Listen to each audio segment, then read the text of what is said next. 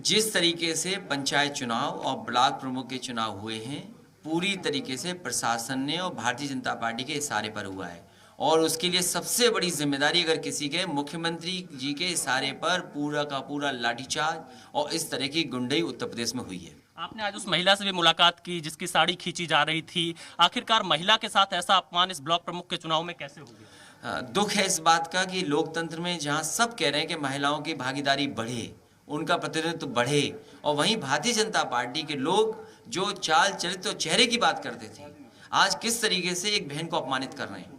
ये जो अपमान हुआ है उत्तर प्रदेश की जनता ने देखा है। समय आने पर उत्तर प्रदेश की सभी बहनें भारतीय जनता पार्टी के खिलाफ खड़ी होंगी, वो बहनें माताएं जवाब देंगी। अखिलेश जी, आपके पार्टी के जो वरिष्ठ नेता हैं और विधानसभा के पूर्व अध्यक्ष हैं माता प्रसाद पांडे, उनके हाथ से भी पर्चा खींचा गया, उनकी गाड़ी में तोड़फोड़ हुई। इस पर आपकी कुछ बात हुई अधिकारियों से या किन्हीं लोगों से? इसके पीछे कौन लोग हैं? आदरणीय माता प्रसाद पांडे जी के साथ जो व्यवहार हुआ है, बहुत ही खराब व्यवहार हुआ है।